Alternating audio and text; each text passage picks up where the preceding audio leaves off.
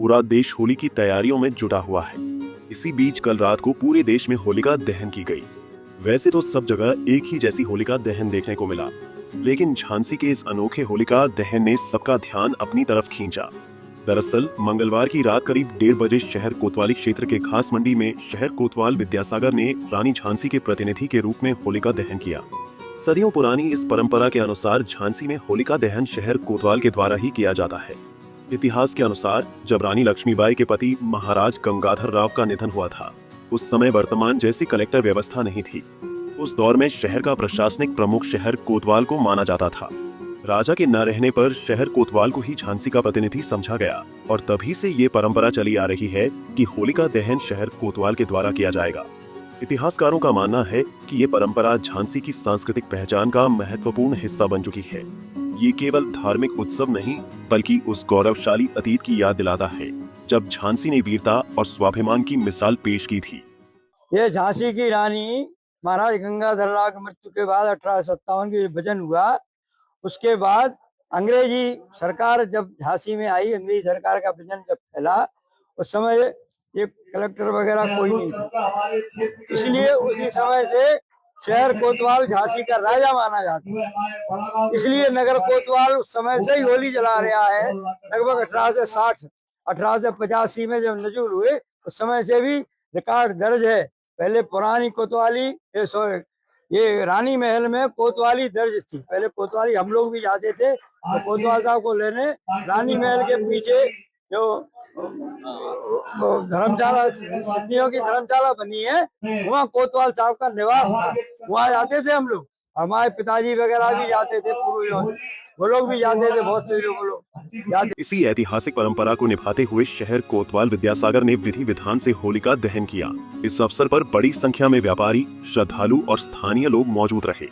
कार्यक्रम के दौरान शहर कोतवाल ने कहा कि ये उनके लिए बेहद गौरव का क्षण है। उन्होंने कहा कि अपनी पूरी नौकरी में उन्हें झांसी में जो सम्मान मिला है उसके लिए वो सभी नागरिकों के आभारी हैं। उन्होंने गर्व के साथ कहा कि आज वो स्वयं को सौभाग्यशाली मानते हैं कि उन्हें रानी लक्ष्मीबाई का प्रतिनिधि बनकर इस ऐतिहासिक परंपरा को निभाने का अवसर मिला।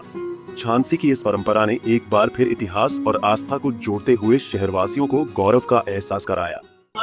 देखिए, सबसे बड़ी बात तो मेरे लिए बहुत सौभाग्य की बात है। मैं 25 साल मेरी सर्विस हो गई। 25 साल की नौकरी में मुझको जो सम्मान आज झांसी में मिला है, इसको मेरे अंतिम समय तक ये मेरे लिए एक थाती बन के मेरे सीने में मौजूद रहेगी। आज जो हमको सम्मान मिला है पूरे झांसी की तरफ से, इस सम्मान को मैं गोलू भाई में भुला नहीं पाऊंगा। पहली बात, यहाँ हमको कोई बात कहने की जरूरत नहीं है। मैं जो बात बोलूंगा अपने दिल से बोलूंगा। एक बात। दूसरी बात कि एक ऐसा हमारा जिला है बुंदेलखंड का झांसी। मैं प्रभु से कृपा करता हूँ, प्रभु से दुआ करता हूँ कि आने वाले दिनों का ये नोएडा होने वाला है।